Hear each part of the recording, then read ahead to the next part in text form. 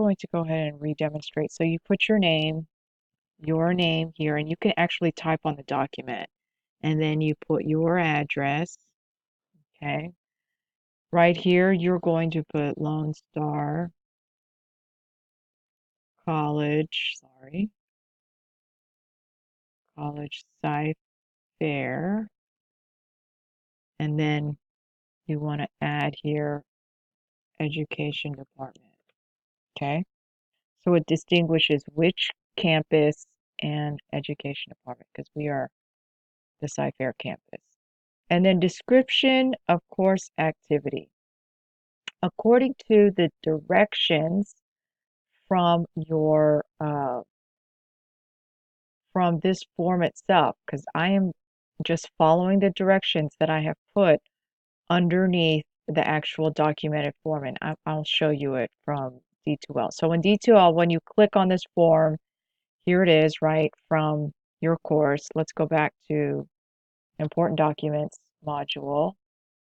Okay, so there's the module, Important Documents, and we're at the participant release form. You're going to click on that. Okay, there it is. You have to download it in order to type on it. There's the download button.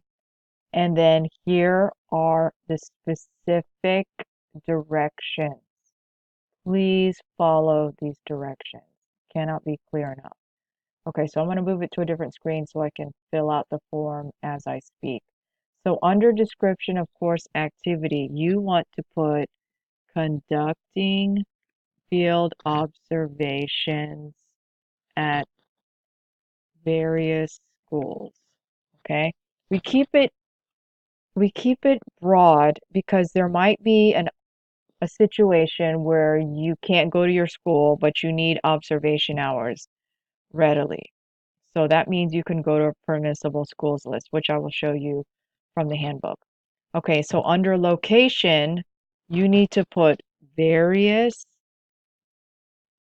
schools on the permissible schools list in the field experience handbook.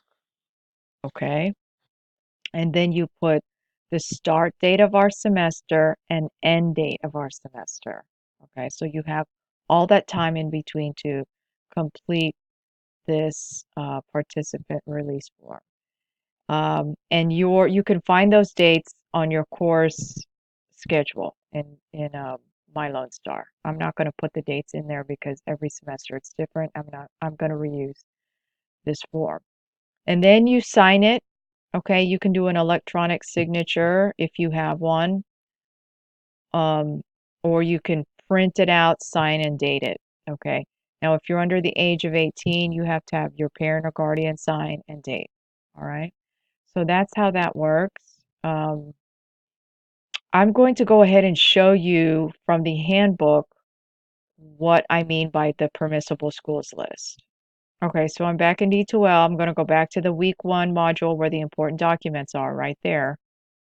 This module, these were all the documents for your field experiences are located. I'm going to click on the PDF file of the field experience handbook. Okay, and you should read this handbook on your own. It's in its entirety so that you know what's expected of you.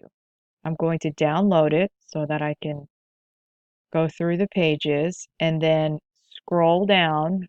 Actually, I'll make it a little bit bigger. Okay, and scroll to the pages where the permissible schools list is located. Okay, keep going. And there they are. This entire list, and I'm going to, so that you can see it, this entire list is quite exhaustive. You can see all the districts that we have an educational affiliation agreement with. That means they're contracted to allow you to go into their schools and all the other types of schools here. So within the district, you can go to the schools that they allow you to go to. They have their own list of elementary, middle, and high schools within the districts. These are separate schools that are either private schools or their daycares. They're all different types of schools that we have a permission to have observations conducted there. Okay, we have a contract with them. You cannot observe at a school where we do not have a contract.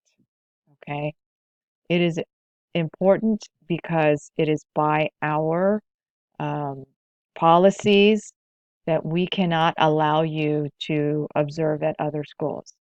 Now, if you want to go through a different process of trying to get a school on that list, it could take the entire semester to get that approved, and then you won't be able to conduct your observations there.